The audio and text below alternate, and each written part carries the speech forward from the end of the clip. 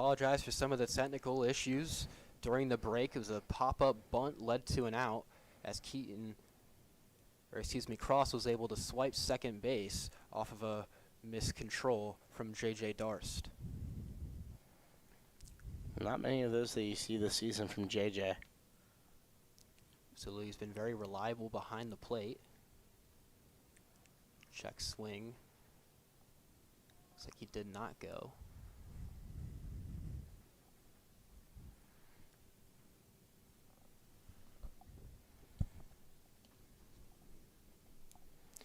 The three-hole hitter Cooper Harrison steps in for the Highlanders. He swings through that for a strike. Harrison, one of the bigger power threats for this Highlander team. He hit a 3-run shot versus the Comets in their first meeting this year in that 8-7 win for Mason. Found himself down 2-1. Cross on second. Visconti takes a step off, looks him back. Already a couple times today in just a few at-bats, we've seen Visconti keeping his attention on the base pass. He does that a lot. He definitely picks off many, many times a game. That one inside for a strike. It catches the inside part of the plate, evens the count up at 2-2. Harrison, 365 average coming into today. It does have 2 home runs on the year, like I mentioned, one of those coming against the Comets earlier this year. That was in Oak Hills. 2-2 pitch from Visconti. Just outside, rolls it to 3-2.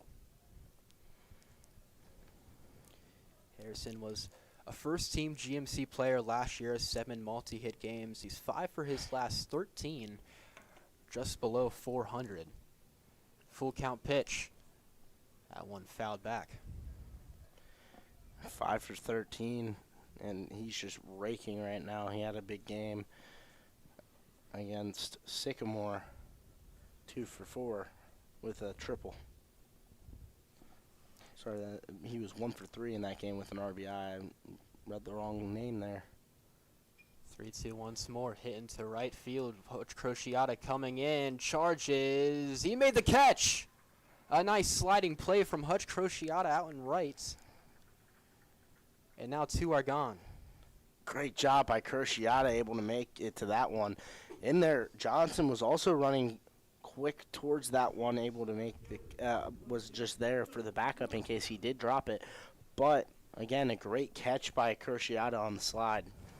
We saw Crociata in some spots like this recently at this very place versus the Olentangy Orange Pioneers. Had a ball coming like that into right field and it dropped. That time, a nice shot from the senior.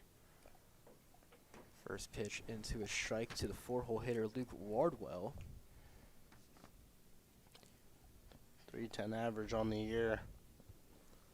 And the left fielder finds himself in a 2-out spot with a runner in scoring position. The pitch, that one's in there for a strike.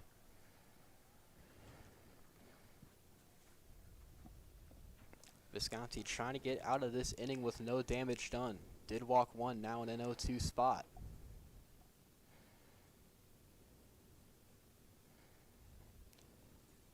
Large lead for Cross. 0-2. Drop third strike from Darth throw on Navargo, and the side is retired. It's a nice inning from the senior. Andrew Visconti walks the leadoff guy, but 3 straight outs, gets the Comets out of it. We'll head to the bottom of the first. Comets coming up for the first time.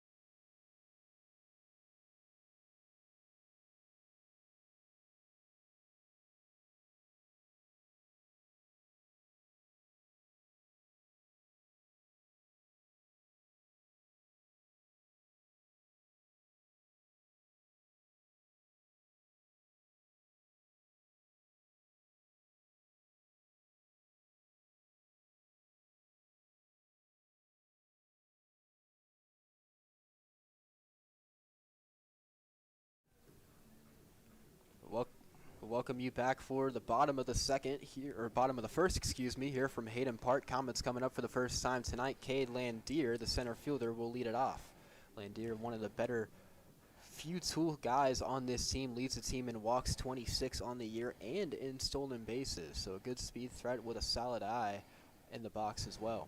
Ryan Murphy, the sophomore on the mound for the Highlanders, his second time seeing the Comets this year. Went 6 innings in that first meeting, gave up a couple off of 8 hits. First pitch, that one outside. It'll start at 1-0. Landier versus Wayne went 1 for 2, 2 RBIs, had a walk. Mentioned Comets, 7 hits, not bad, but 10 walks forced in that game. The 1-0 in there for strike 1, evens it at 1-1. Yeah, Murphy on the year, 50 strikeouts. He had 9 against the Comets.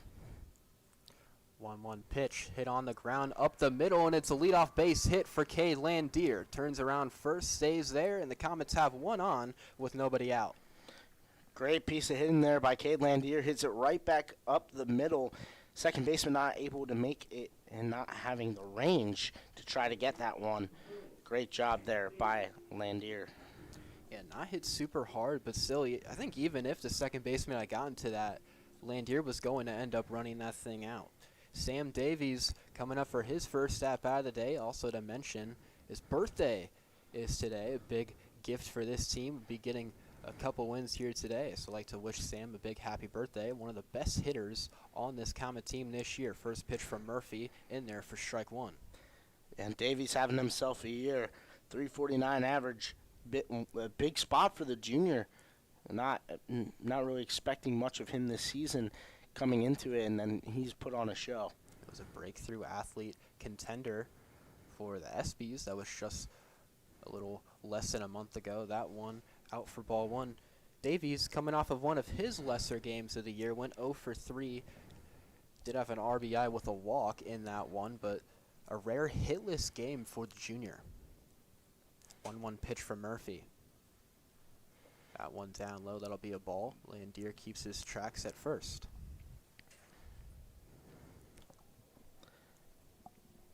Not also to mention the game prior, 2 games ago against Olentangy here at this field, hit a triple in that game as well. Yeah, 2 triples, I believe. Man. That one's in there. Throw back down to Landier. He's in safely. Moves the count to 2-2. 3-1, excuse me. That one missed. Oh, it looks like it is indeed 2-2. Scoreboard operator messed that one up. Yeah, apologies on the miscommunication. So it'll be a 2-2 count to Davies. Landier, a solid lead on first. Has a chance of going. Like we said, does lead the team in steals. A little over 20. Yeah, 24 for 24. Not 100% sure.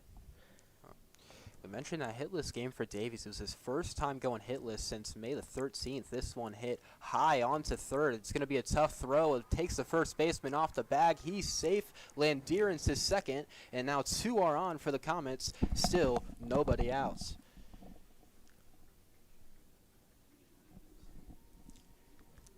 That one not hit very hard, but takes a very Comet-friendly bounce there. It's a hard play down at third.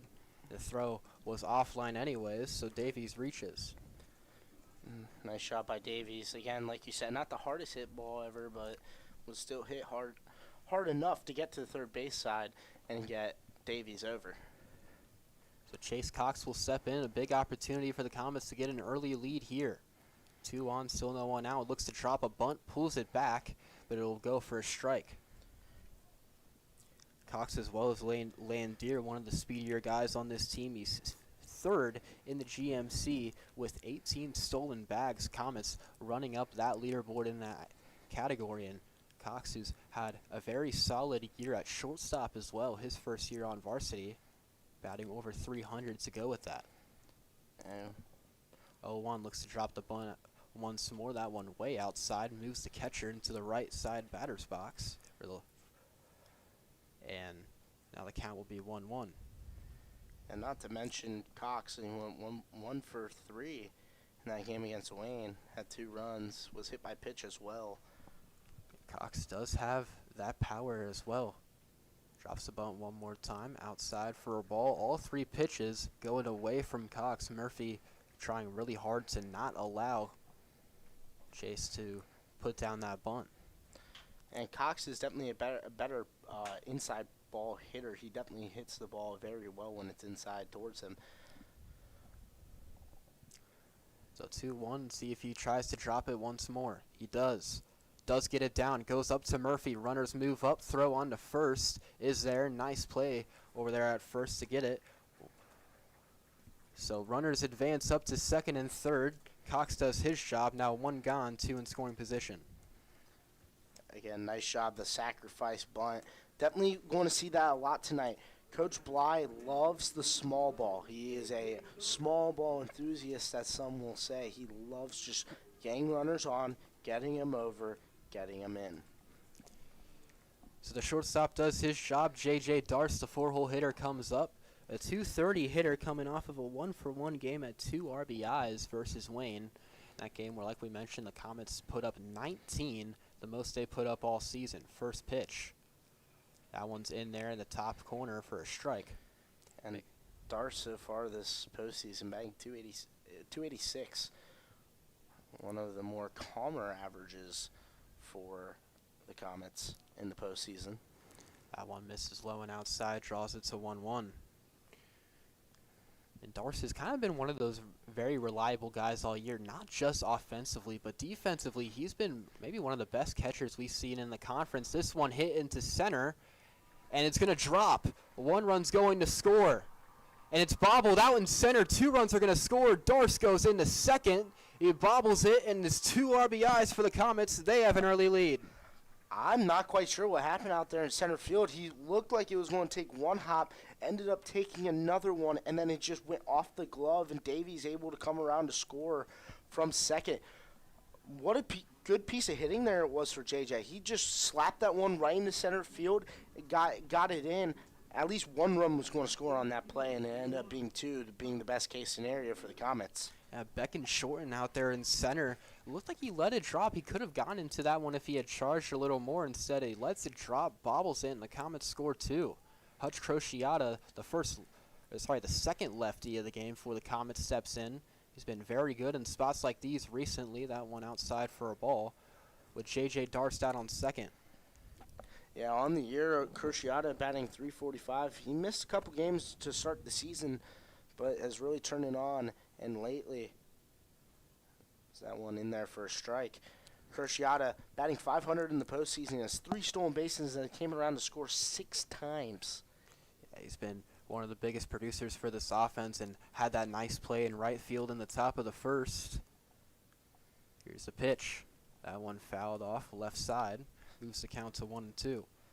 That one missed all the netting and went right over the Comet parents on the third base side.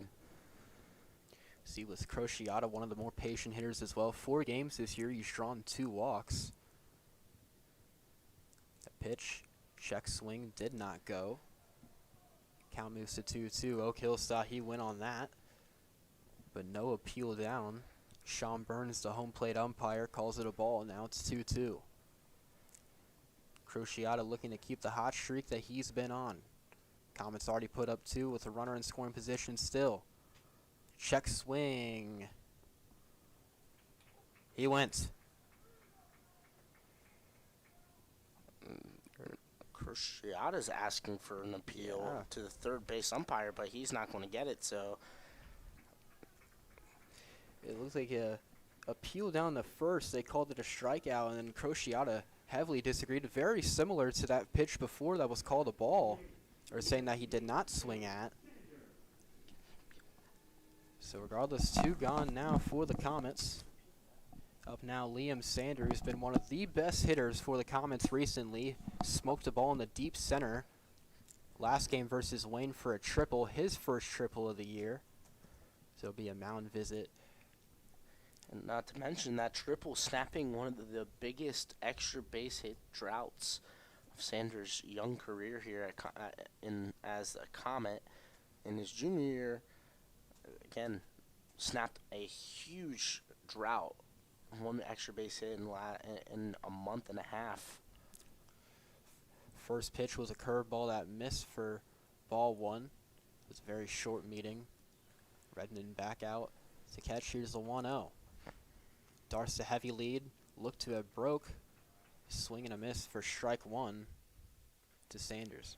You mentioned the slid that he was on, and he's projected was going to be one of the best hitters power-wise for this Comet team this year.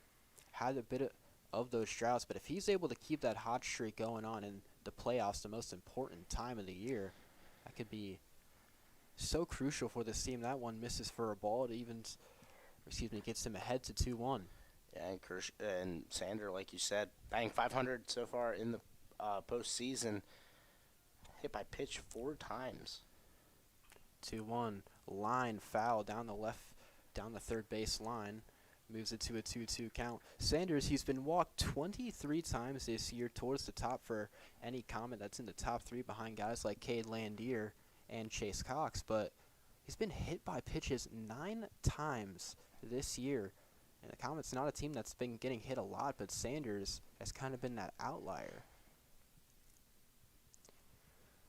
Count evened up at 2-2. 2 gone and a man on second for the power hitting Liam Sanders.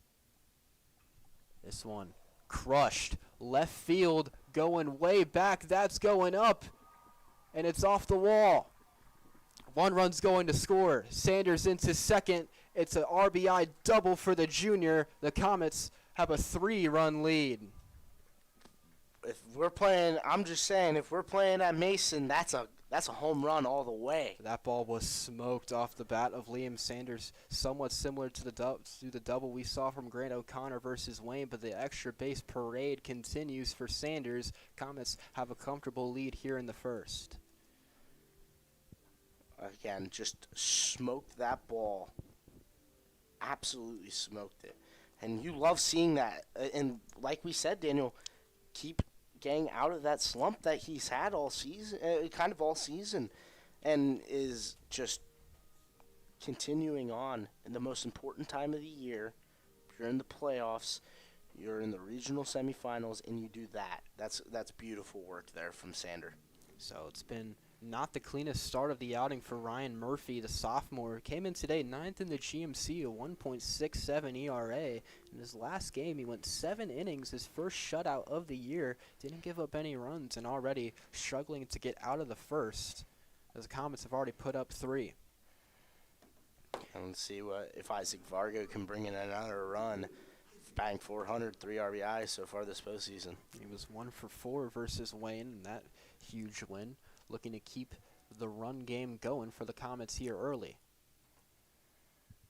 Vargo, in the 3 games that he's played since his return, has gotten a hit in each. First pitch lined into left field. That's down. See, a hard wave for Sanders out at third. Throw home. Sanders is in there. Vargo moves up to second. And the Comets keep piling on the runs. It's 4-0 here still in the bottom of the first. Great job there by Vargo.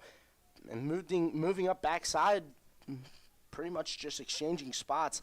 And like you said, a very hard wave for Sander. And that's just a nice stroke into right field right there. So it only takes 1 pitch for Isaac Vargo to give the Comets a 4-run lead.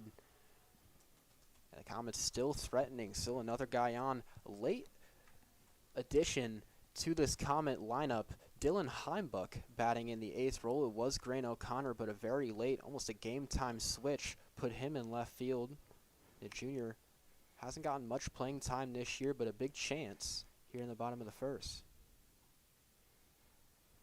Swings through that one. The count's now down 0-2. Again, like you said, not much appearances this season. Only 1 really in the playoff, and that was last game against Wayne, just to be on a runner. 0-2 to Heimbuck. 1 upstairs makes it 1-2.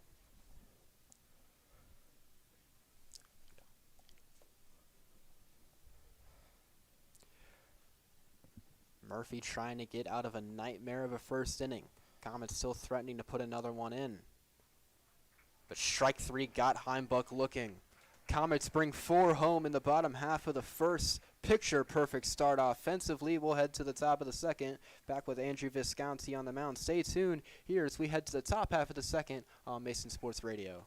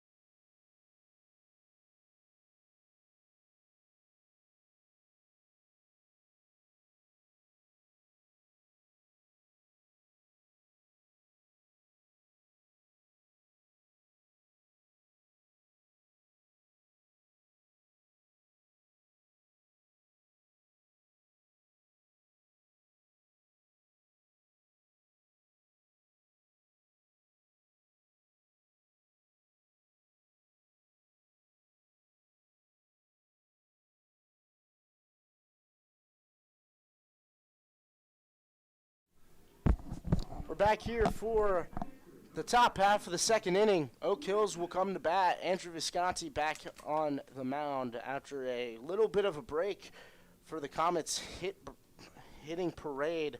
5 hits in the first half, in their first half hitting today. Visconti walked the first batter he saw and then sat the 3 down straight. Let's see what he can do here on the catcher, Dax Redmond. The first pitch in their first strike be an 0-1 count to start.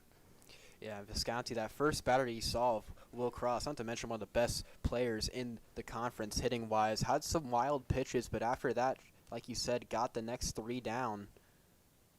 That one's also outside for ball. Got the next 3 down and retired the last via the strikeout, so some confidence going into this inning.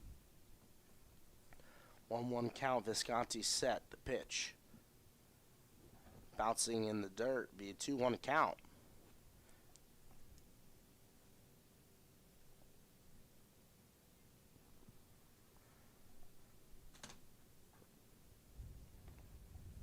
Visconti, the pitch.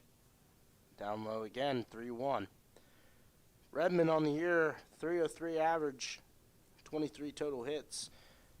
3 doubles and a triple in the air. Struck out 12 times. The pitch.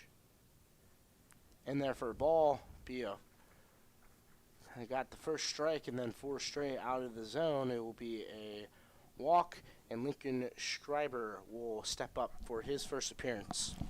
A very similar spot that we saw to Cross in the first inning. Walks the first, but you hope he can rebound the same way he did there in the first. Got the next 3 out. So Comets, especially Visconti right now, you have this comfortable lead. If you're able to just have a solid performance on the mound, number one, it can take you a far way in this game. You can save some bullpen arms. Visconti set the pickoff attempts. No good. Back in safely. That's one thing that really we have noticed about Andrew Visconti in his appearances is his pickoff move could be deceptive to the base runners, as that one is in there for a ball a little bit inside. Yeah. But at a certain standpoint, if you're sitting here in the booth, you could really tell the difference in his pickoff move compared to him coming home as well. And with Visconti being a southpaw as well, it's going to give him an easier leverage out there to first. There's another pickoff. It's a deceptive move for the runner on first, but still, sitting in the booth, there are some tendencies that you can find for it. The pitch. Breaking ball missing just high. Be a 2-0 count.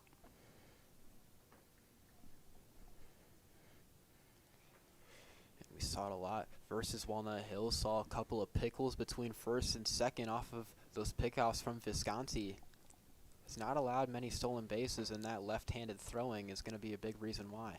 That one in there for a strike. Breaking ball just in on the inside half. 2-1 count now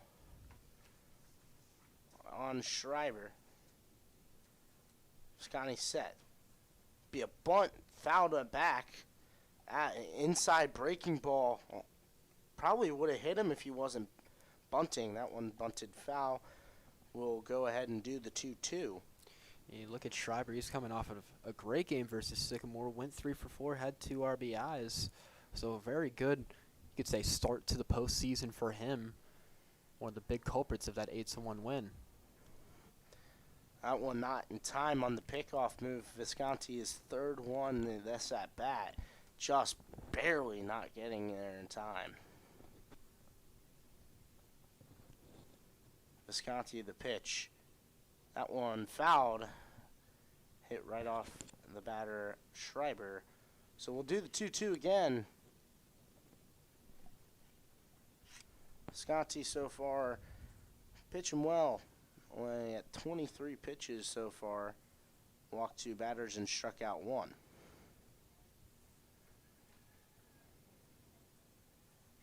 The pitch. In there, frozen. Breaking ball. Strike 3. Visconti strikes out his second. And there will be 1 out now in the inning. Henry Magan, the right fielder, will come in to bat for his first appearance. So there's a nice bounce back from Visconti. We mentioned in the first inning it was very similar. Had that first batter walk, and then now he gets a strikeout hit, like you said, his second of the game so far. Hope he can settle in. Pick off. He'll be back safely. Magan batting at a .353 average this season. 12 hits on the year. That is a pickoff attempt is no good yet again. You look at Redmond out at first, only 3 stolen bags on the year, and them being the catcher as well. Not super prone to being a stolen base threat. I want a breaking ball in there for a ball. Will be 1-0 count now on Magan. We know this Highlanders team can hit. They had 11 hits in that 8-1 game versus Sycamore. Still looking for it. That one, changeup just missed. Be 2-0 count now on Magan.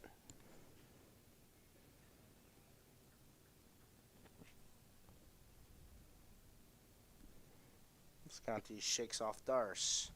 Shakes him off again. He'll step off the mound. Step off the rubber, and we'll redo it again. Visconti set. Pickoff attempts. Back in safely. Be the 6th pickoff attempt in the last 2 batters. You can tell Visconti. We saw in the first inning as well, kept an eye on those base paths a lot. Pitch just missed outside. Be a 3-0 count. But you think about these pickoff attempts, they're kind of getting in his head a little bit. You're working this Oak Hills lineup pretty solid so far. Still haven't given up a base knock. That one, pickoff attempt again. 7th. And you wonder if these pickoffs are getting in the way of his control. As mentioned, having control issues, now a 3-0 count. That one in there for a strike. 3-1 count now. Visconti had 3 straight balls and just missed the zone. And Visconti with his 4-run lead, you can afford a stolen base. You can afford guys to move up. You know, you have that insurance to work with. That one called a strike inside. Runner thought it was a ball. So now we have a full count now with 1 out. Runner on first. Visconti set. The pitch. Breaking ball outside. Just missed it and kind of let go of it early. Be another walk. Brody Sullivan will step up, batting .308 on the year. Has 8 RBIs, 8 total hits on the year as well, one of them being a double. And after that walk, J.J. Darce went out to the mound. I think he's saying what we are saying up here is don't worry about those guys on base. It's fine if you allow a run or even possibly 2 here in the second. Just get out of this inning, do what you've been doing. You're coming off of your best performance at the varsity level. Just throw your stuff, we'll make the plays, and you can get out of this. Absolutely. As the pitch inside, backed off the batter of Sullivan. Be a 1-0 count now on Sullivan. Visconti, again, messing up on the control. That one swung right through. Be a foul tip back into the glove, but will be a strike. 1-1 count. Yeah, Sullivan, a 308 hitter, went 0 for 2 in that district finals game versus Sycamore. So not one of the heavy hitters on this team. Only 1 extra base hit, and that was a double early in the year. That's how it'll be called. But here's a big spot for the Highlanders. Only 1 out. The double play is in work almost anywhere around the field except for home. Pitch just low. 2-1 count. Yeah, Visconti's starting to miss, and you're seeing him miss outside mainly. We've seen a couple of inside fastballs going in there for a ball, but it's mainly been outside for Visconti so far. The pitch. That one jammed, foul. 2-2 count now.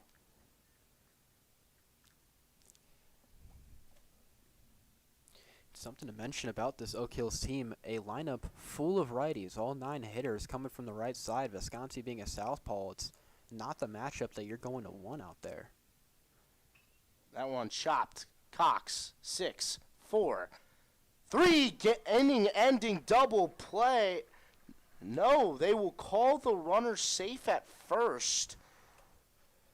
That one was close. That could have went both ways, but Vargo, a nice stretching effort out there at first to try and get the runner. Instead, the call is going to be safe. Beckham Shorten, the 9-hole hitter, he'll step up to bat. 278 average. Has 10 hits on the year. He has struck out 7 times. Playing center field today. The pitch. Outside. Great catch by Darce. Kind of a diving one to stop that one from hitting to the backstop. Visconti at 40 pitches, about to throw his 41st. The pitch. Just high. Be 2-0 on Shorten. And you're Shorten. Here's where you want to make up for that bad error out in center. He had that. It was that single from Darston to center and just bobbled it. Got him out at first on the pickoff. The first successful one of the evening. And that one will end the first half inning. If it doesn't work the first 8 times, maybe it will the 9th. Yeah, indeed it will. We'll go ahead and head to a quick break. When we get back, the Comets will be up for their second time hitting here on Mesa Sports Radio.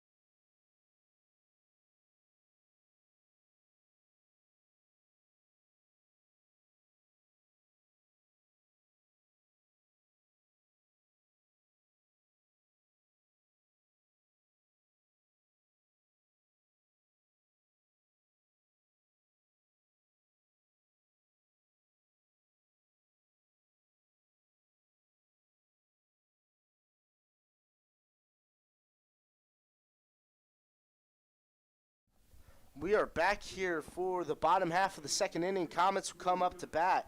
Brady Kornman will replace Ryan Murphy on a pitching change. Not really sure. Maybe Murphy not kind of on a short leash, considering giving up 4 in the first half inning. Leading off will be Drew Johnson, batting out a 159 clip on the year. He's 0 for 1 with 6 walks so far this postseason. Time called by Johnson. Yeah, and Corman, one of the other staple pitchers for this team. This is his 8th appearance on the year. He's pitched 22 innings. ERA of 1.59. We mentioned a very solid ERA of, starter coming into this. Corman as well. That one lands in for a strike right down Broadway. Be 0-1 count, the pitch. That one bounces before it hits home plate. 1-1 now on Johnson. With Corman, his last time out was versus Sycamore in that 8-1 win, so it was last time pitched 3.2 thirds of an inning. Had a very solid outing there. Something to note about Drew Johnson at the plate. Mentioned the low batting average. The last 2 games, he's drawn 3 walks. That one chopped right to the second baseman. Be Keaton on to Harrison at first, 1 away. Cade Landier will come up for his second at bat.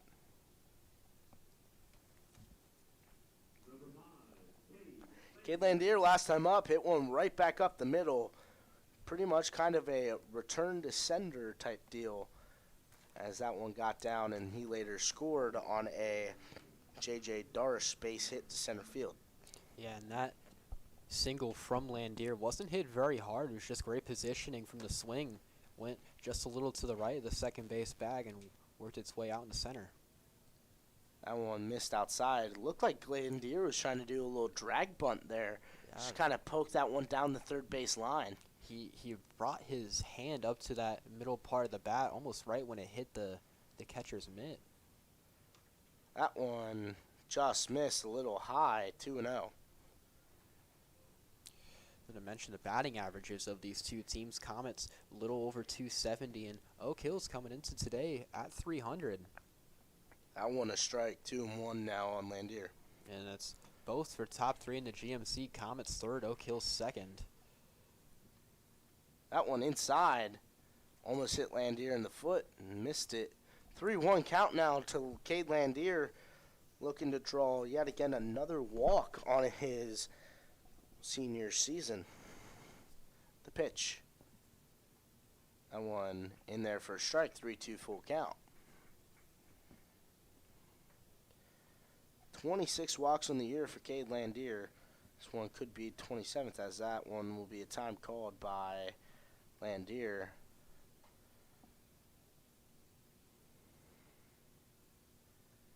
Landier set and ready. Here's the payoff pitch from Kornman. The pitch. That one popped. Third base side. Shortstop missed it. It will be a foul ball. Landier will get another pitch and another appearance on Kornman. That one dropped right as it hit the glove of the shortstop. Yeah, it was Schreiber and Brady Sullivan going out for those two, and kind of almost a little less than halfway down the third base line. That's a tough play for the shortstop. He got under it, just wasn't able to get in. Really no sun being out here on the field. Now a little bit starts to film out. The pitch. That one chopped first base side, foul. We'll do over the 3-2 count again.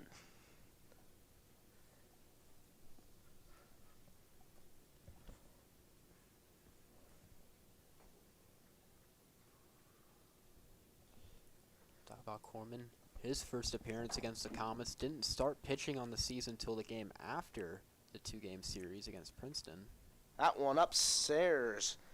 Be a walk. Cade Landier's 27th, team leading 27th walk on the year. And now Sam Davies will step up for his second appearance today. That one last time hit a great one right up the middle for a base hit. Yeah, it was 2 base hits to start off the game for the Comets, and that's a one-hole hitter at bat from your one-hole hitter right there in Cade Landier. Worked a long at-bat, has that great eye, got a little bit lucky on that foul ball. Pickoff attempt no good. He got a little lucky on that, but able to work his way back in and force that walk, and now you have Sam Davies, who's already produced today, in a spot. Pickoff yet again no good. And there's a situation where you would expect to see a lot of pickoffs with Landier on first. Mentioned over 20 steals, leads the conference in stolen bags. Breaking ball just missed a little high. 1-0 count now on Sam Davies. And Landier was able to reach second off of a wild pitch in the first. And outside, Landier gave a hard fake like he was going to second and then scampers back to the bag with the catcher Redmond ready to throw down to first. And Landier knows that he's going to be in the head of Corman and Redmond out of the catcher spot. That one up and in. 3-0 count now on Davies.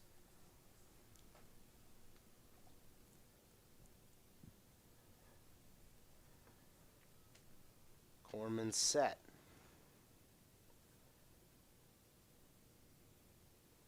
Here's the 3-0. In there for a strike. 3-1 count now. 3-1 on Sam Davies. Runner on first. That's Cade Landier. Nice lead at first. The pitch. Called a strike. Corman battles back from a 3-0 count. Be now 3-2 full with 1 out. This could be a big bounce back from Coleman here after walking Landier, going down 3-0. If you're able to strike out, another pickoff attempt. I'm almost close, but Landier able to get back in. If you're able to get Davies out, who we've mentioned a couple times, one of the best, most consistent hitters on this team after that walk, you get yourself in a 2-out spot. You're feeling much better about this inning. Corman set. Pitch. That one chopped right back to the net. Landier took off on that one, but he'll go ahead and head back. We'll do over the payoff pitch again.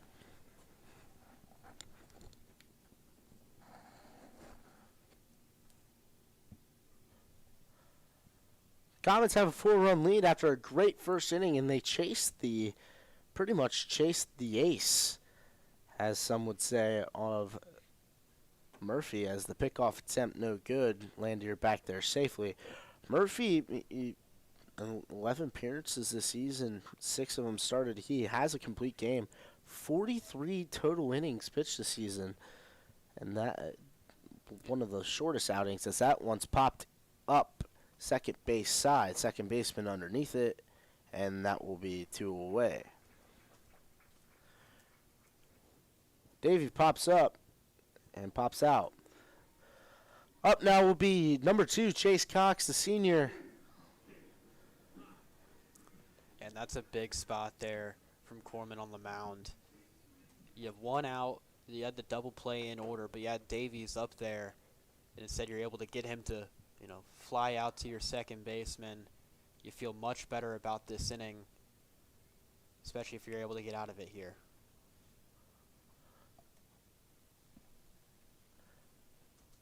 That one missed for a ball, be 1-0.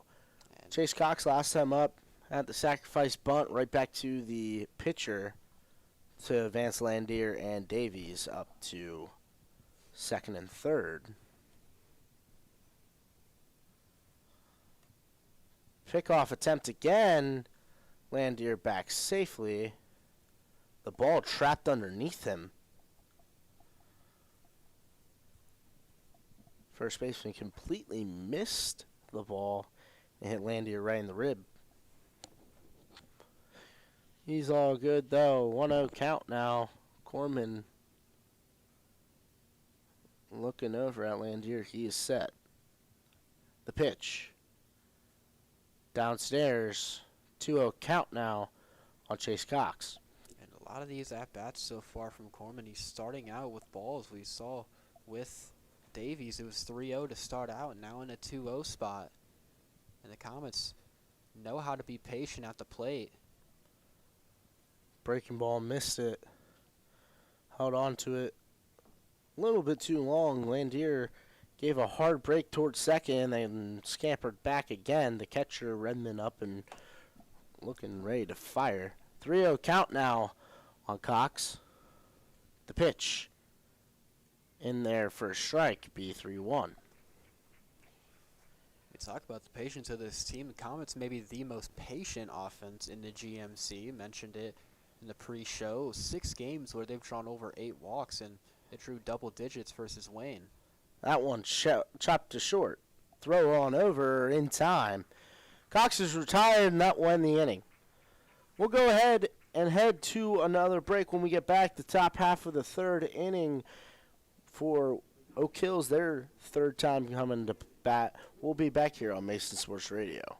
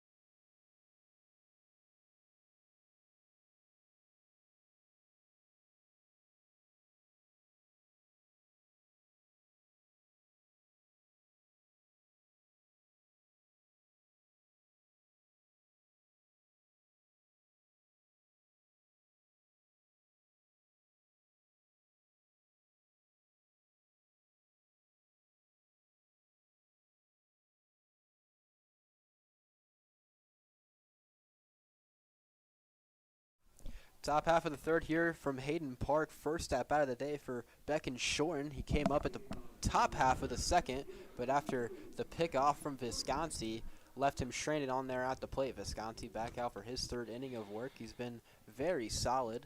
He started both innings off with a walk, but after those, able to clean in very easily. Talk about Shorten, the Steve Shuck Sportsmanship Award winner for this Oak Hills team. First one in there for a strike. The awards for first and second team haven't been released yet in the GMC, but we did get those awards. On the Comet side, it was J.J. Darst who won that. Swing and a miss. Visconti starts this count out 0-2. His 44th pitch of the evening today. Really dealing through 2 innings of work. I'd like to see him get more comfortable in this game, the 0-2.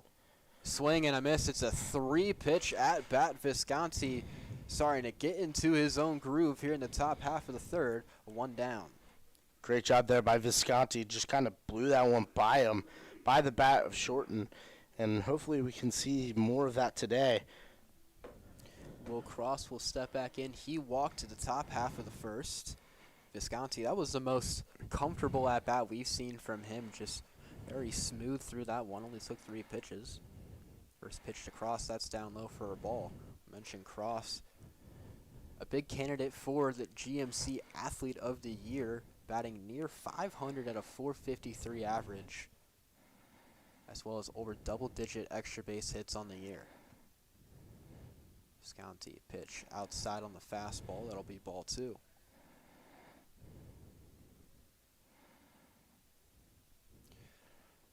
mentioned with Kraus, hasn't been very vocal versus the Comets in those first 2 games. Went hitless in that second appearance. That one's in there for a strike. Visconti puts it to 2-1.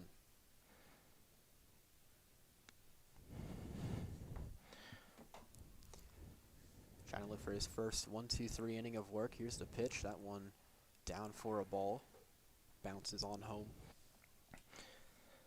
3-1 count now, and Cross looking to possibly walk again, be his 12th walk of the year, second on the game. Look at hitter's count for Cross. 3-1 pitch from Visconti. That one hit right side. That is foul. Loads the count up 3-2. I know walks aren't the ideal form for Visconti and what you kind of want here, but it's kind of smart to avoid the best hitter on this team and just kind of pitch around him. We've seen the 3-2. Fouled off once more. You kind of like the idea, and with Cross, who has only worked 10 walks coming into this game, struck out 15 times. You know, it seems like when he's hitting the ball, or when he's getting on base, it's coming off of these hits. So that shows that you're going to have a very aggressive hitter, and hasn't offered that too much outside of the zone today. 3-2 once more. Strike 3, got him looking. Top of the zone, Visconti works the 3-2 pitch, and it's his second strikeout of the inning. Back-to-back strikeouts. Now we're at 4 strikeouts on the game for Visconti, and he's only at 52 pitches through 2 2/3. Brady Keeman tried to drop a bunt, and his first at-bat popped up. Wasn't even able to get it down. Visconti, his best inning of work so far. First pitch. That one hit foul. Keaton on the year, a 317 hitter, just continues to try and help out Kraus. Again, if you have someone batting behind you as kind of one of a great hitter, then it kind of helps your confidence, because if you get on base, you have someone behind you that can try to drive you in. Then you have someone typically in the middle of your lineup, if you have a guy above you that's doing well. So that one missed outside. That could very much help you a lot. Absolutely, and see with the chance, Oak Hills just hasn't been able to produce offensively. They work the walks, still looking for their first hit of the game. That one's outside for a ball. And it's kind of like the Comets we saw the past couple of games, especially for the Olentangy game. It took till the 4th inning to get their first hit. They were just getting on off of those walks. That one fouled off once more. It'll be 2-2 again. You know, the walks can be so helpful for an offense, but at some point you're not going to score if you can't put the bat on the ball. And so far, Visconti has just he's had that swing and miss pitch going. And he's been able to get, you know, those balls on the ground. He's a 2-2 once again. Strike 3. 3 Ks for the senior here in the top half of the 3rd. He's setting into his own on the mound. Comets still have a 4-0 lead. We'll head to the bottom of the 3rd here on Mason Sports Radio.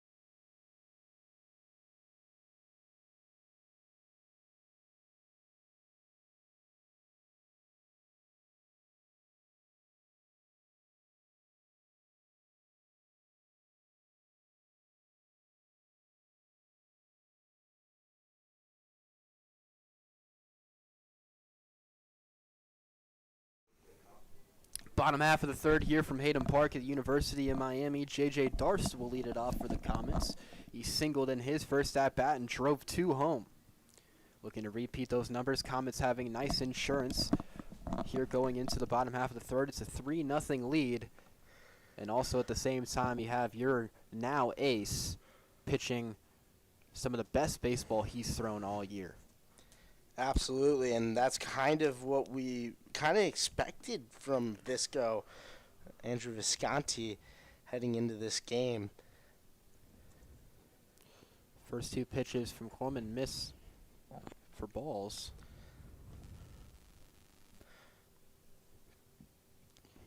It's a pitch to Darst. That one's in there for a strike. And the Comets, like we mentioned, doing very well. That one outside, but they have left 2 runners on base so far. And you can afford having some of those guys left on when you are producing and getting some guys on. This one hit into right. Right fielder able to size it up. And Darst is retired to start the bottom half, of the third. Just pop up from Darst. Kind of was kind of in the wheelhouse, just missed it barely. It was Magan in right field, barely had to move, just kind of sit in the same spot that he was, able to lay under it, make the catch. Now one gone. Hutch Crociata up for his second at-bat, struck out on a check swing, his first at-bat, first one out for a ball. The check swing that he obviously did not agree with was in the batter's box for a couple seconds after having a friendly conversation. To debate his side, fouls that off. It'll be 1-1. And he tried to appeal down to third, but as a batter, you can't appeal. The only people that can appeal are pitchers and catchers. Really, only the catcher. Pitch to Crociata. Breaking ball sits too high, moves it to 2-1. I'm not quite sure where that one missed, but I'll take it. Yeah, it looked like it probably caught the top half of the zone, but Sean Burns, home plate umpire, calls it for a ball. 2-1 in there on the inside for a strike, evens it up at 2-2. Corman trying to do what Visconti just did in the top half and go 1-2-3. He's facing the middle half of the Comet order. Breaking ball sits out for a ball.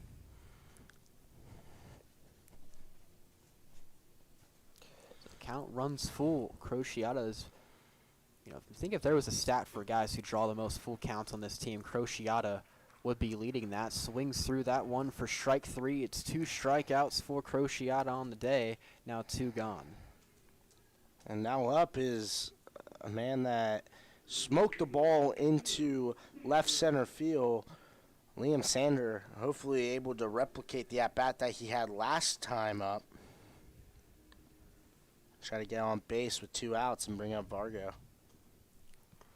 In this little bottom half, you could say, of the order, Sanders in that 6th slot, playing very well the back-to-back combo of him and Vargo. First pitch out for ball 1.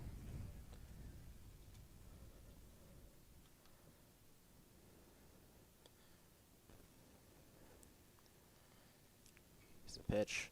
This one hit into right field. Magan, almost the same spot as the first one.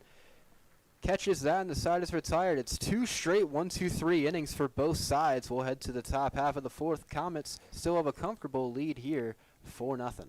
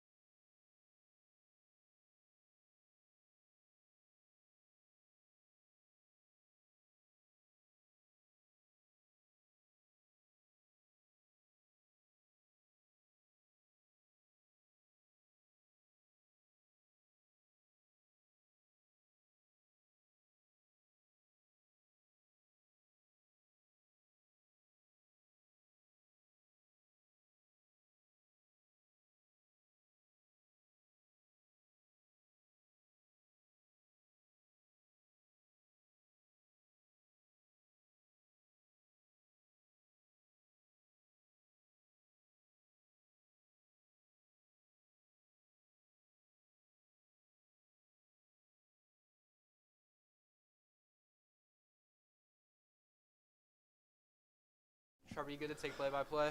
We are all set here for the top half of the fourth. Andrew Visconti on for his fourth inning of work. Visconti.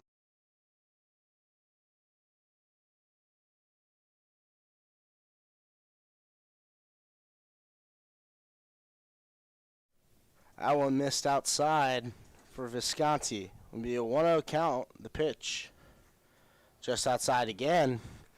One kind of in the dirt. 2-0 count now. And number 6, Cooper Harrison up.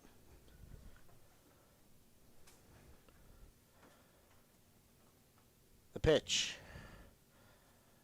Just a bit outside. 3-0 count now. Visconti looking to walk his fourth person tonight. The pitch. Out inside. Ball 4. Harrison walks, which will bring up number 26, the left fielder, Luke Wardwell. Bang, 310 on the year. He's 0 for 1 tonight with a strikeout.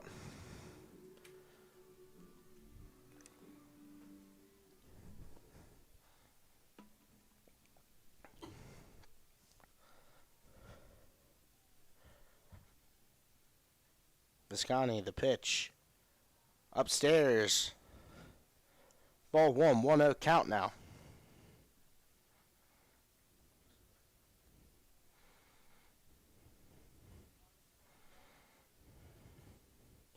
The pitch.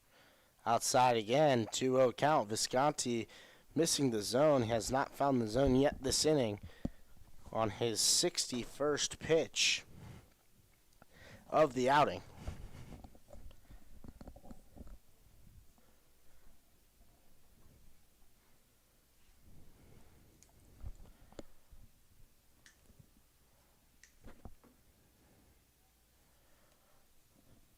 Visconti set. The pickoff attempts back in time is Keaton be 2-0.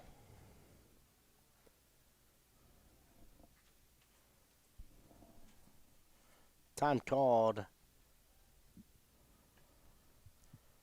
And Visconti's ready. Here's the pitch. In there for a strike. Be 2-1. Breaking ball dotted the inside corner.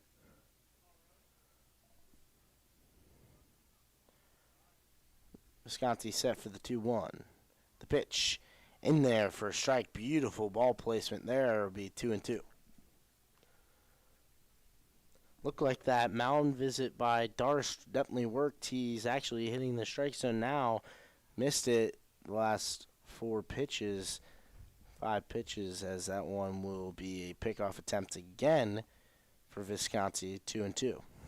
Yeah, and you can, obviously, Visconti, that swing and miss pitch has been working pretty solid today. We saw it last inning when he had those 3 strikeouts. We don't want to just be allowing guys on, especially with this lead. Be aggressive. That one hit right on the ankle, it looked like, of Wardwell. Will be a foul ball. So we'll go ahead and do over the 2-2 count. Visconti on the rubber. Shakes off Darst. Comes set. 2-2 pitch. Breaking ball outside. Let go of it slightly early. 3-2 count now. Yeah, you can see these breaking balls being kind of half and half with Visconti out on the mound. They're all missing outside, and we mentioned with it being a 9 right-handed hitters lineup, those outside curveballs in aren't really going to get them. The pitch, swing and a miss. Strike 3. Wardwell sat down on strikes for the second time tonight. That one kind of it looked like an excuse me swing, and he didn't even know if he wanted to swing at that one, and ended up swinging right through the breaking ball. So Dax Redmond will come up for his second at bat today. Technically his first. He walked his last at bat. Yeah, walked, made it all the way to third, closest Oak Hills has had to runner. And Trevor, I was mentioning about those off speeds from Visconti. And the next pitch, he's able to locate and sat that one in for strike 3. So, kind of eating my words a little bit up here. That one outside.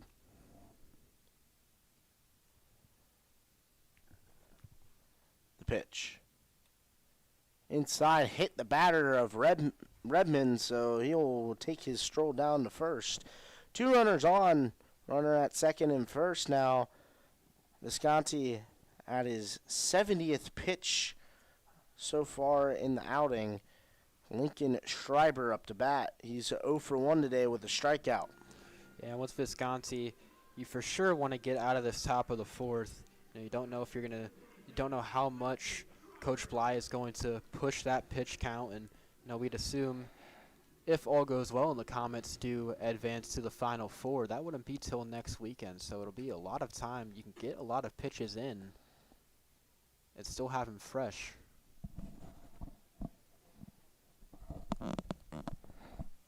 Visconti set the pitch in there for a strike. Breaking ball dropped in beautifully. Schreiber was sat down looking in the second, his first at-bat. Started that parade of strikeouts that Visconti had went on. Right back to the pitcher. 1, 6, 3, double play. Andrew Visconti, the ball came right back at him. A pitcher wall kind of PFP, able to throw it on to second and get the double play. We'll go ahead and head to a quick break. When we get back, the Comets will take the hit for their 4th time today. We'll be back here on Mason Sports Radio.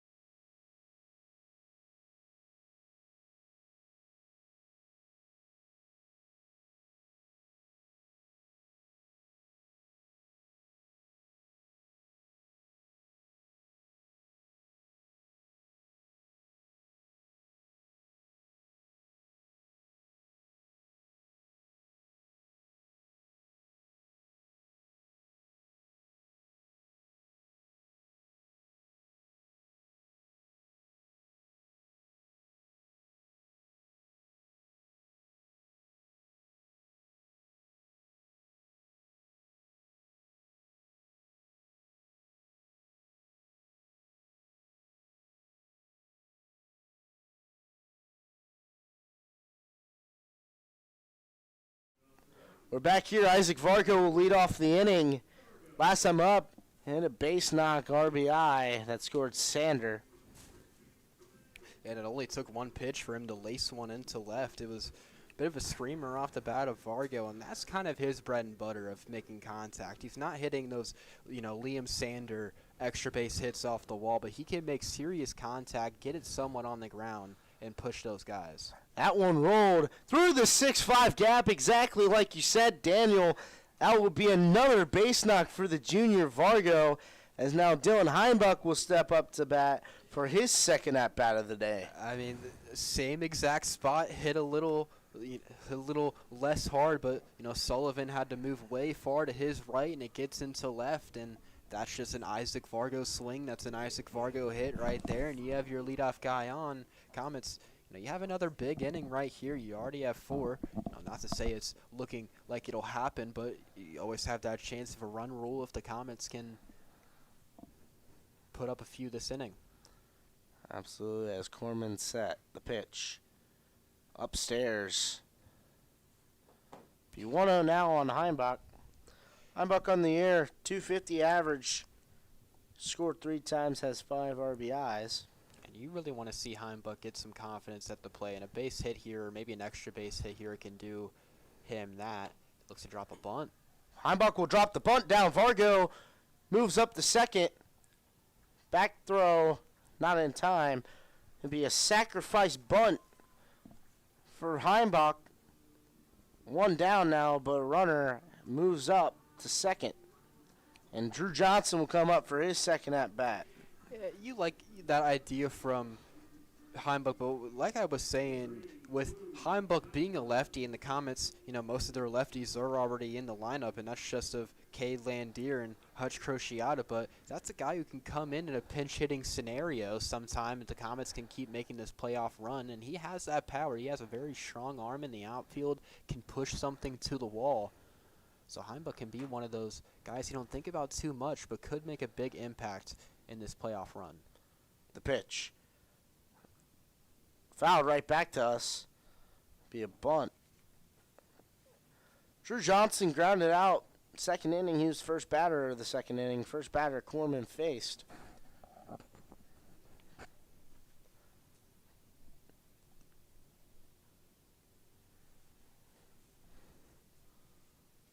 Corman set the pitch. That one lined right past the shortstop. In the center field, he dived for him, was unable to grab it. Vargo comes around, he will score. Johnson on the way to third, he will be waved home. Here he comes, the run throw in, and he is safe. That's going to be labeled as an inside the park home run for Johnson. It's now 6-0 Comet lead. Drew Johnson with the 2 RBI inside the Parker. And if somebody needed a moment like that in this offense, it was Drew Johnson, a guy who's had some issues at the plate, and that ball hit in the center and short, and that's his second big error of the day. And Vargo out at second, he didn't know if it got in there, got through at first. It was a late break, but it didn't matter. It rolls all the way to the wall. Johnson sprinting his way across. He could have maybe even jogged his way home, and that's a morale boost if you even needed one. The Comets already had a great lead, and this defensive catastrophe for this Oak Hills team continues. An unfortunate one for Oak Hills and unfortunate for the Comets in the scorebook. It will be labeled as a single and an E8. That one in for a strike on Landier. Literally a single E8. Came around and scored. Vargo scored on it, and Johnson later scored as that one outside. Called a strike, 0-2. It is the right call. It was a single, but Drew Johnson and that team. What happened in your second at bat? I hit an inside the park home run. That's what it's going to be said for this ball club, even though that was the right call for it. That one hit at the second baseman. Landier's out.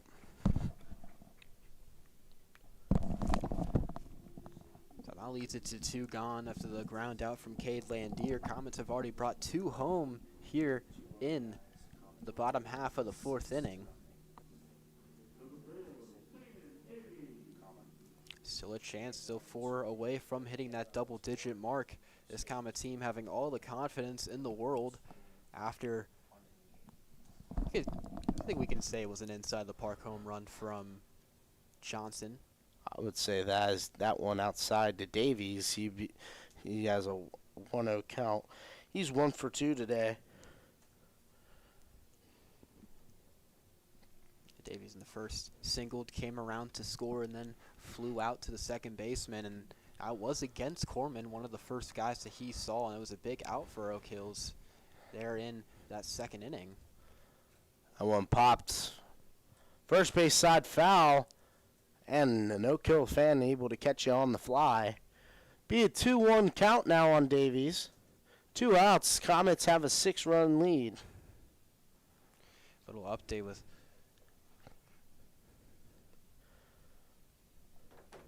that one missed for a ball. a little bit of a update with Grant O'Connor, a late scratch from the lineup today. Appears to be a bit of a shoulder injury for the left fielder. It's a big dip for the Comets. That one popped up in the air, second base side, second baseman underneath it. That will make the out. We'll go ahead and head to a quick break. When we get back, Visconti back on the mound for the Comets here on Mesa Sports Radio.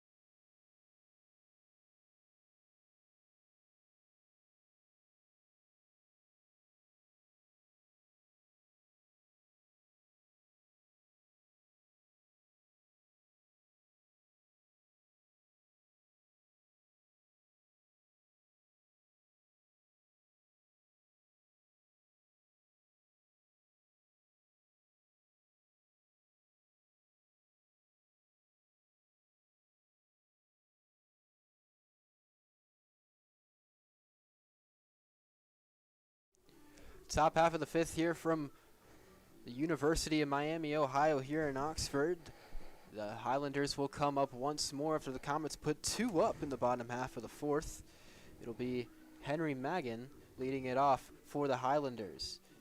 He reached base off of a walk, and his first time up was thrown out at second thanks to the almost double play. That First one, nice play on from Isaac Vargo. A screamer onto the first baseman, and now one gone. Visconti out for his 5th inning of work. Had a couple incredible innings recently. Had some walking issues, but 6 Ks to 3 walks here early. Great play there by Isaac Varga at first base, able to get the stab and over to first unassisted. First pitch down low for a ball to Brody Sullivan. That was probably the hardest hit ball today for the Highlanders. Almost got in. Visconti still has not allowed a hit so far today. The 1-0. That one outside for a ball.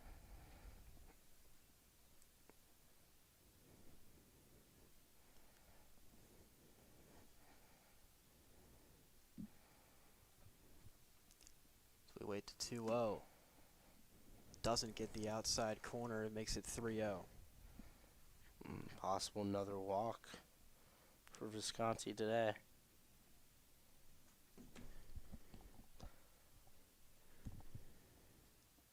Pitch that one hits in for a strike.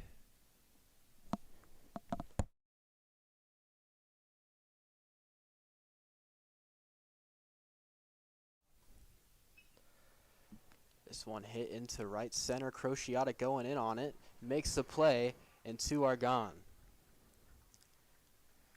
That'll be the second out of the inning. It's been a very nice day defensively for Hutch Crociata. Has struggled a little bit at the plate, but made a nice sliding grab in the first. And that time, not super difficult of a play, but is able to get there.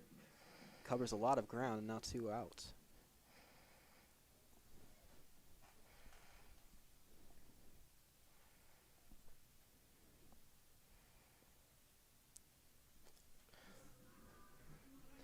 Looks like it will be a pinch hitter. Tyler Adamson in now.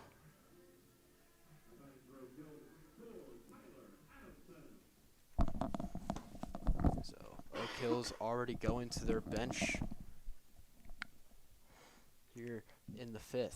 Looking just for that first base knock. First pitch in there for a strike on the swing and a miss. It's an 0-1 count.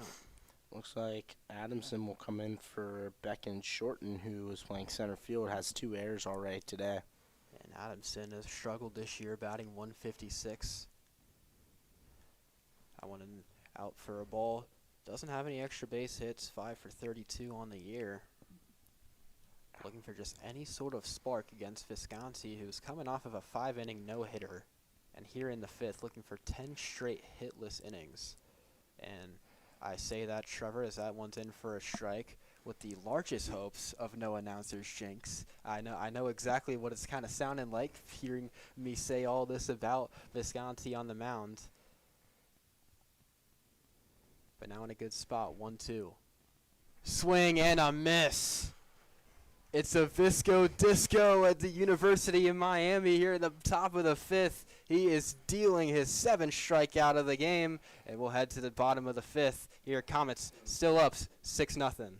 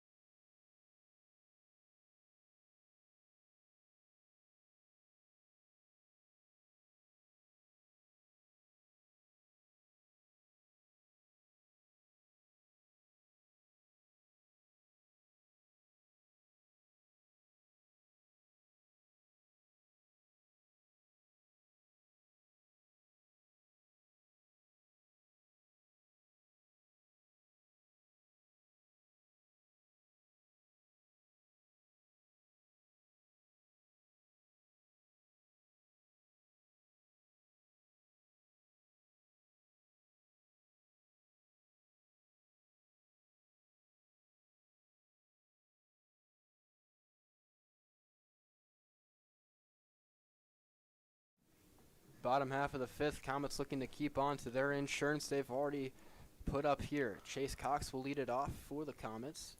He's 0 for 2 on the day, still looking for his first hit of the game. Corman out for his 4th inning of work. Cox looks to drop a bunt, perfectly placed down the third base line. Hesitation of a throw, and Cox is safe at first. It's a leadoff bunt single for the shortstop, and the Comets have their leadoff man on. Only reason why there's a hesitation there is the first baseman broke as well as the third baseman, and no one was there to cover. The second baseman was way, way late and not able to get to first before Cox is eventually there and safe. J.J. Darce will come up, his 3rd at-bat of the day. Singled in the first, led to 2 RBIs. That scored Sam Davies and Cade Landier. Flew out to right field his last time up.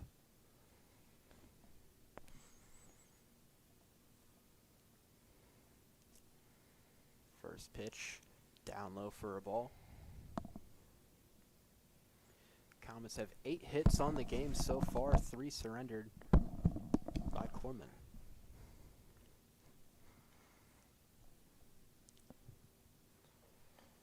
Pitch that one outside.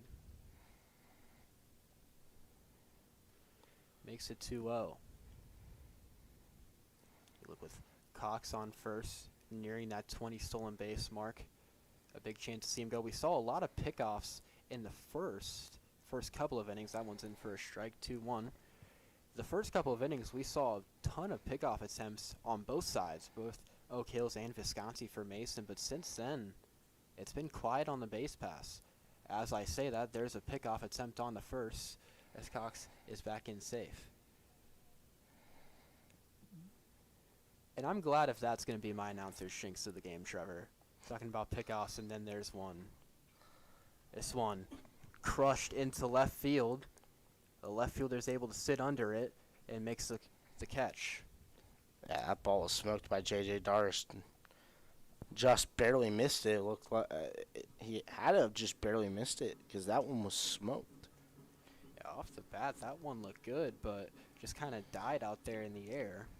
Now one gone. It brings up Hutch Crociata. Crociata has to be frustrated at the plate. He's 0 for 2 today with 2 strikeouts, both coming swinging.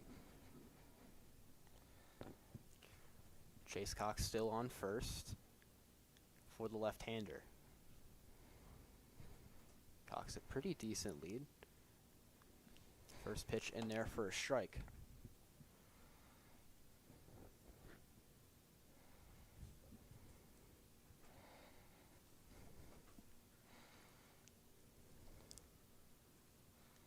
Sets, deals. That one looks to be down low. Evens the count out at 1-1. And it's not just Cox. This Comet team in general has been very quiet swiping bags. We've seen Cade Landier, the GMC leader in steals, on base a couple times today, and he's been held on very tightly from this Oak Hills team, but not much going. Crociata hits this into center past the second baseman. Runner goes on to third, and Cox slides in. Comets have runners on the corners with just 1 out. There's a hit and run there designed by Bly. Cox took off, and then right there, Crociata able to hit it through. Now Liam Sander will come up. It's his 3rd at-bat of the day. Smoked a double off the left field wall, and his first at-bat came around the score and flew out to right. As out looks to be the pitching coach for Oak Hills. We might see a pitching change here. Yeah, he'll hand him the ball. So Corman's day is done. 3 1/3 inning of work. Pretty solid outing. Did give up 2 runs. But we'll head to a break. The new pitcher comes on. Comets have 2 on, 1 in scoring position here in the bottom of the 5th. We'll head to a break. Stay tuned here on Mason Sports Radio.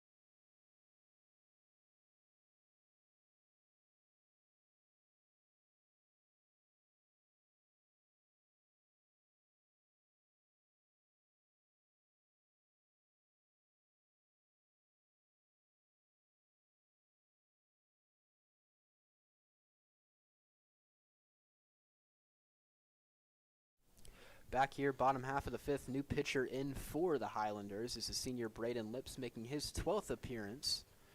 Pitching-wise, is a 1.68 record, as Oak Hills using all of their flamethrower, or all of their big dogs out of the pen.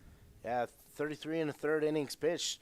Gave up 23 hits, 11 runs, 8 earned, 17 walks, 26 strikeouts. He's 3-2 on the year with a save, with a 1.68 ERA. He has allowed a home run this season. It's a tough ask coming in with 2 guys on. You're facing Liam Sander, who already has a huge hit earlier in this game, and here's one into left. It's caught, but a runner will come from third. And it's a sacrifice fly for Liam Sanders. Comets adjust their lead 7-0. That one was, again, smoked on a line to the left fielder, just like Darst. As now we come up with Vargo. You know, he's having himself a game 2 for 2 today. So Chase Cox scores the Comets. They can get 3 more here in the bottom of the 5th. It could lead to a run roll. Vargo having one of the most consistent days of any Comet offensively today. Like you said, 2 for 2. Has 2 singles to the same exact spot. Both going right through that 6-5 hole on the left side. Ground balls and made his way to second off of that first one. That one's out for a ball. A little bit of a different delivery for Lips out there on the mound. Very high arm angle that we're seeing, different from the first 2 that we've seen today. Looks like kind of a Buck Farmer type delivery, as Daniel Yumi we're talking about Buck Farmer on the way here. And that as Cruciata swipes second. Cruciata gets the bag. One of the more obscure players. I did not think if we were going to be getting a comparison to an MLB reliever or pitcher that it was going to be Buck Farmer. That's a very interesting pool, I could say, Trevor. Yeah, for sure. So it's a 2-1 to Vargo, time called. That stolen base puts Cruciata in scoring position, still 2 gone.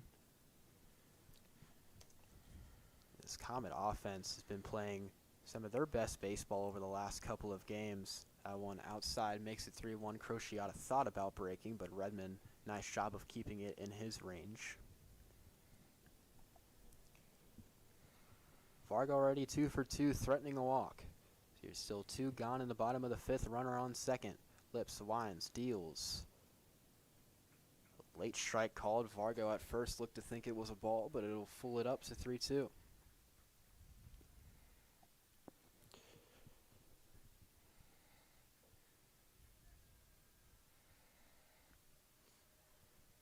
Comet fans starting to get loud. Long lead for Cruciata. He goes. And it is going to be a swing and a miss. Looked like a foul tip at first, but Vargo does strike out. Comets bring home 1 in the bottom half of the 5th. If they extend their lead 7-0, stay tuned here on Mason Sports Radio.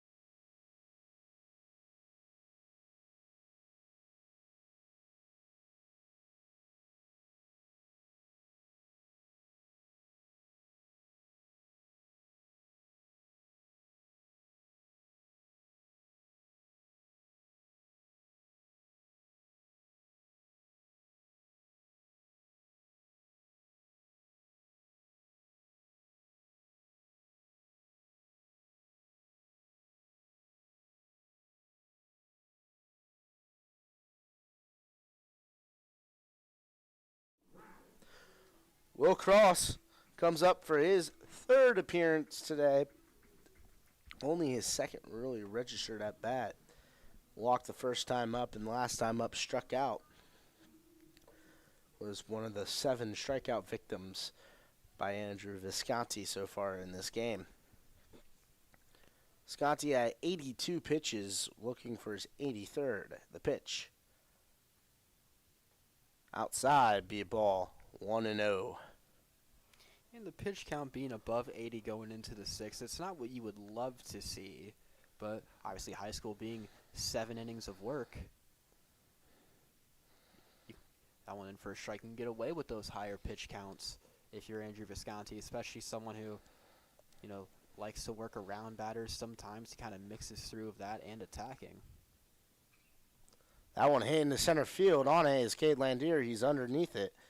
One away in the top half of the sixth. Kraus retired for the third time today.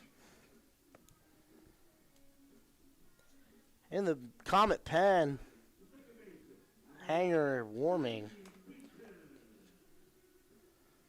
Brady Keaton will step up for his third appearance today. Sorry, he is 0 for 2 today. A ground out and a strikeout. The pitch. Outside. Be a ball. Oak Hill's scoreless today in this action as Visconti set. The pitch. In there for a strike. 1-1 count. Coleman, like you mentioned, had that drop bunt in the first inning. That one hit right field side. Cruciata underneath it. He makes the catch. 2 down now in the top half of the sixth. At 88 pitches, 5 2/3, 4 walks allowed, 7 strikeouts, 20 batters faced. You can say the other stat, Trevor. I know we've talked about announcers' jinxes, but that no-hitter still intact.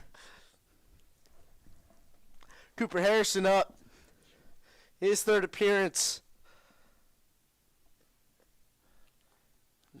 Third appearance, second at bat. Walked and grounded out. The pitch.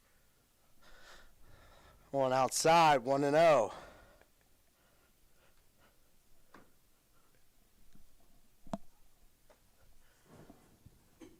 Visconti set. The pitch. Just missed. 2-0.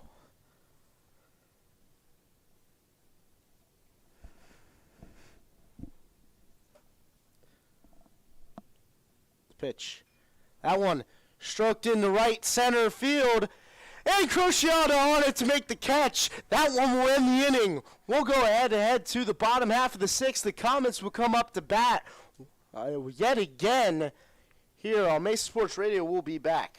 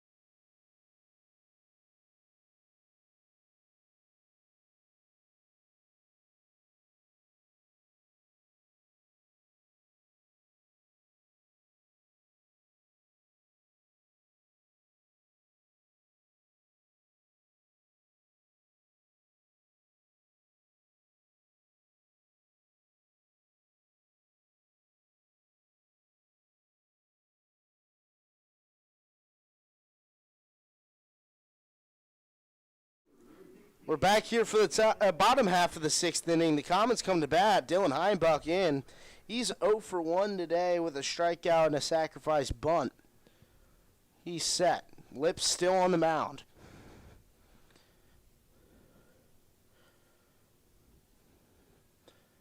He's set. The pitch. In there for a strike. 0-1 count now on Heimbach.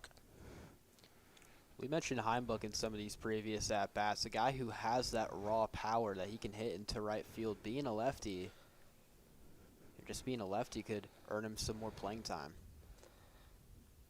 That one just a bit outside, 1-1.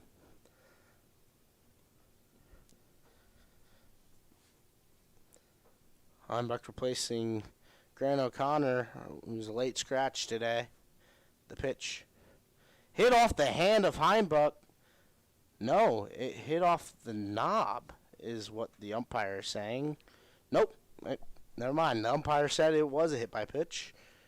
Yeah, it looked like it was a bit of confusion in between the two. The umpires look like they're going to go have a meeting about this. It was close. It looked like it hit off the knob to me, but the way it kind of bounced off so easily. But, Heimbach, made the conversation saying that it hit him. Umpire conference over there at third base. Heimbach took his batting glove off to kind of show that hit him. And it will. They'll award him first base. Heimbach on for Drew Johnson. Johnson, he's 1 for 2 today. Has a base hit and an RBI. That one actually, the hit is considered a single with an error, but we're going to label that as an inside the Parker. So it went all the way to the wall.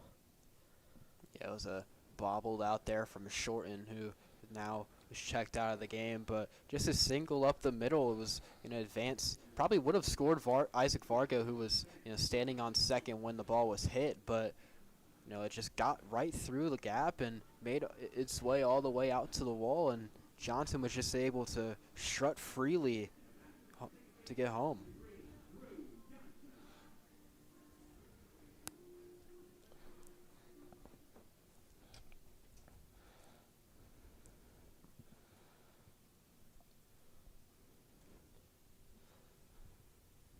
Lips set.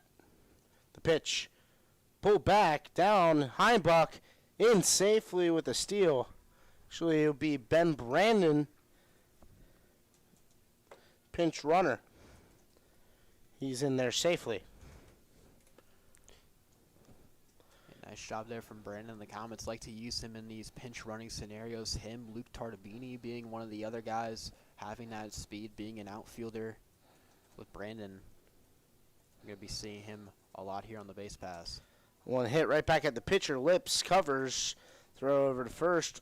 That will be the first out of the inning. Brandon advances up 90 feet. He'll be 90 feet away from scoring.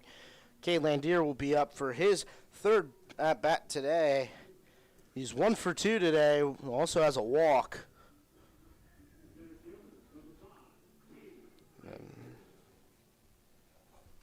And Landier's been very solid in situations like these. With guys on, you're in a good spot, guy in scoring position with only one out. Pitch to Landier outside, ball 1, 1-0.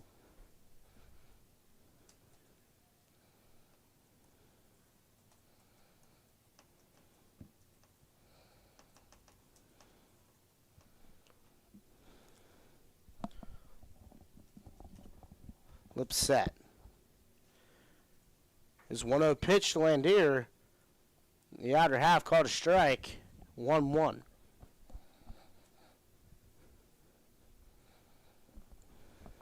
You see with Landier here, all of the infield playing very in, with the opportunity of him to drop a bunt.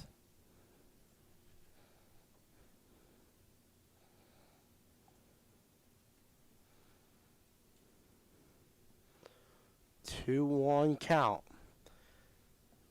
The pitch from Lips. That one chopped and hit deep into left field, foul. 2-2 count now on the senior Cade Landier. Lips battling.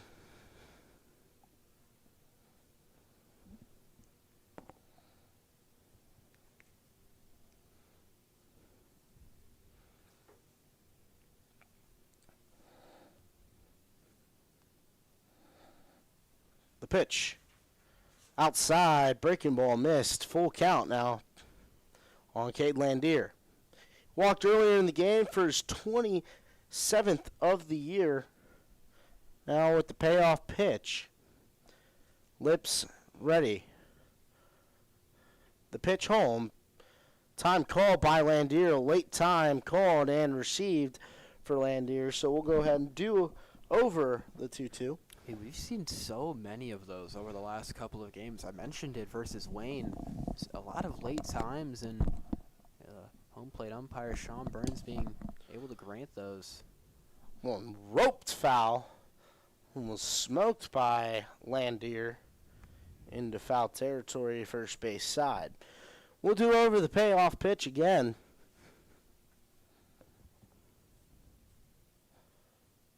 Lip set. He fires. Outside, ball 4. 28th walk of the year for Cade Landier. Now runners on the corners. Sam Davies stepping up for his 4th at-bat today. He's 1 for 3. Let's talk about a walk machine is what Cade Landier is. And with the chance to swipe it back, I fully expect him to steal second here. He could potentially not even having a throw down with the runner still being on third. And Coach Bly loves to do this, get that double play out of the way, put 2 in scoring position for Sam Davies. Especially with the speedy runners, Brandon at third. That one inside. Be 1-0. Landier indeed did not take off on that one. And maybe waiting for the pitch. Yeah, it's a good note there with Brandon, one of the speedier guys on third. Catcher just throws that down. Landier will go. Defensive indifference. Be a stolen bag for Landier. 1-1 count now on Davies. Yeah, that's good defense from Oak Hills, not even trying to throw down to Landier because Brandon was ready if that ball were to leave Redmond's hand. So now 2 in scoring position. The pitch. Breaking ball just a little bit low. Good frame job there by Redmond. But no cigar for the strike. 2-1 count now on Davies. Runners both in scoring position. Lip set, the pitch. That one low. 3-1 now for Davies.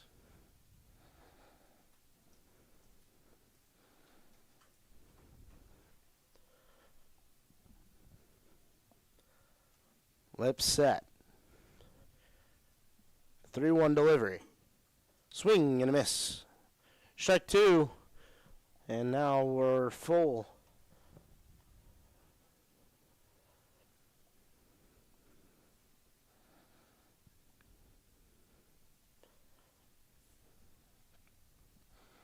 Lip set. The payoff pitch. Outer half called a strike. Davies strikeout looking. Not sure if he agrees with that one as he walked back to the dugout. 2 down now in the bottom half of the 6th. Yeah, you can tell Davies is not very fond of that call. Has not been the game that the junior has wanted. As he said, popped up to second twice, and there strikes out looking. Chase Cox up. He's 1 for 2 today. That one in there for a strike, 0-1. Cox has 2 sacrifices tonight.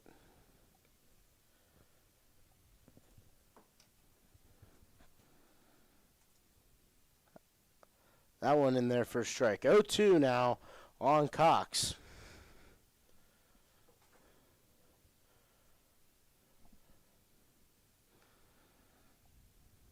Lips pitch.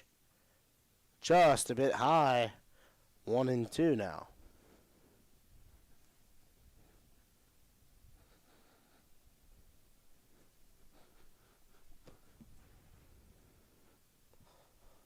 pitch from Lips. Hits Chase Cox right in the rear. He'll take his bag at first. J.J. Darst will come up now. Bases loaded.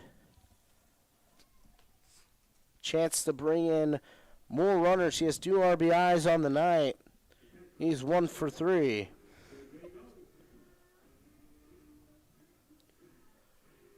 It's a big spot to get even more run support from Visconti, who you would expect to come out for the 7th once this inning comes to a close. But you have this 7-run lead. You have a chance here with the bases full to extend that even further. That pitch just a bit outside. Called a strike, though. Be 0-1 count now with 2 outs. And Darst does have a homer on the year. He has that power, 3 doubles to go along with that. The pitch from Lips is a little bit low. 1-1 count with 2 outs.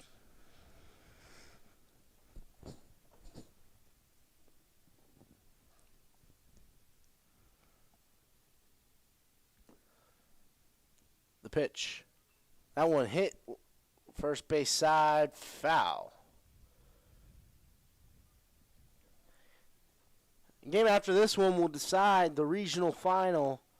Springboro and Beaver Creek here watching the ending half of this game before they take the field for their action.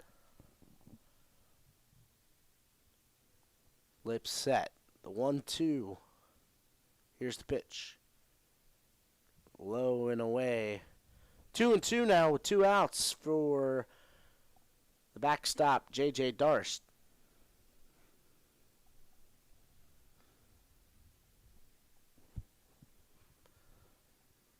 Lips is set. Here's his pitch. Swing and a miss, strike 3. J.J. Darst will be sat down on strikes.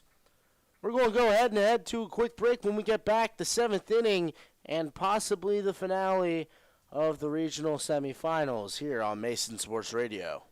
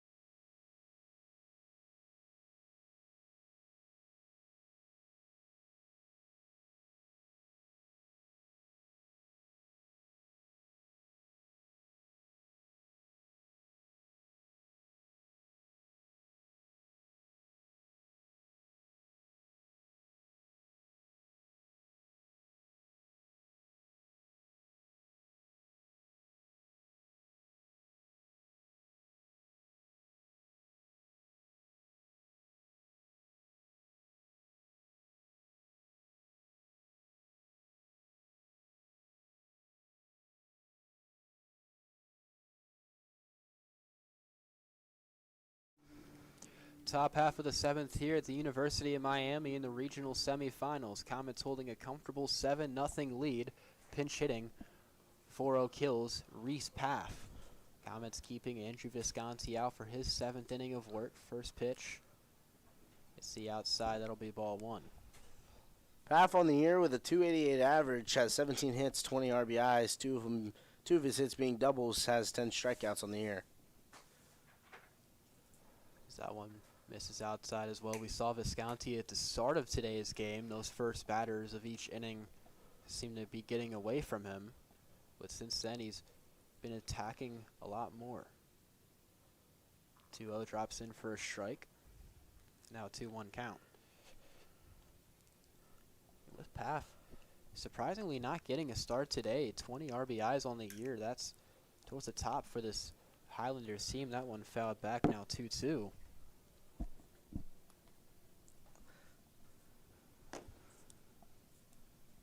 With Paff, one of the prior games this year, he struck out 3 times versus the Comets. That was in that 7-inning shutout to Ben Hanley earlier this year. Visconti sets, steals on the 2-2. Struck him out. Visconti keeps rolling through this game. It's 1 down here in the top half of the 7th. His 8th strikeout of the night.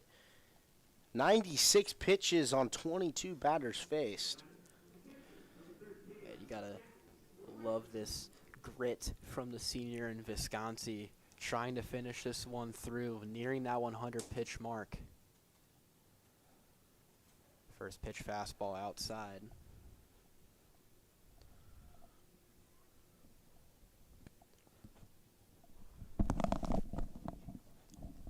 There's a 1-0 from Visconti. Hit on to Davies at third. Throw on to Vargo. 2 are gone.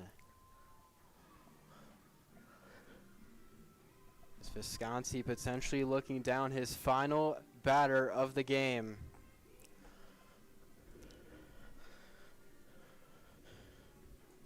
Will be Lincoln Schreiber, the potential last man standing tonight. 98 pitches for Visconti. Schreiber, the last chance for this Oak Hills offense. First pitch from Visconti. That's in there for a strike.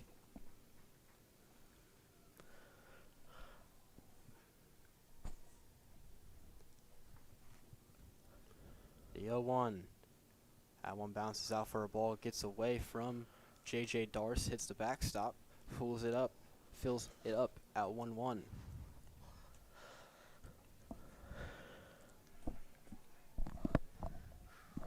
Comet fans starting to get loud as they know what might be in stake for this at-bat. The pitch drops in, strike 2. It's a 1-2 count for Andrew Visconti. The chance to make history here at the University of Miami. Schreider's ready with the 1-2. Just upstairs, evens it up at 2-2. I feel like if Darce makes the squeeze on that one would have been a strike. That one would have ended the game. 1 strike will do it for the senior Visconti. Sets, deals. Just outside. That one could have went either way. Instead, it fills the count up at 3-2. Visconti looks, sets, deals. Got him! It's a no-hitter for Andrew Visconti. His 2nd straight on the season. What did we just witness, Daniel? Back-to-back games, Andrew Visconti, no-hitters. And 2 years straight that the Comets have had no-hitters in the playoffs. It was Michael Belo versus Moeller last year, and now Andrew Visconti, this senior, puts his name in the Comet history here in the regional semifinals. It's a picture-perfect game for the Comets. They will head on to play tomorrow versus the winner of Beaver Creek and Springboro. A no-hitter for Andrew Visconti. He's playing his baseball of his life right now. That's going to do it here from the University of Miami. I've been Daniel Panetti, joined alongside Trevor Rose, Jacob Commerman doing the directing. Comets will be back here tomorrow at 5 o'clock. We thank you for watching. Go Comets.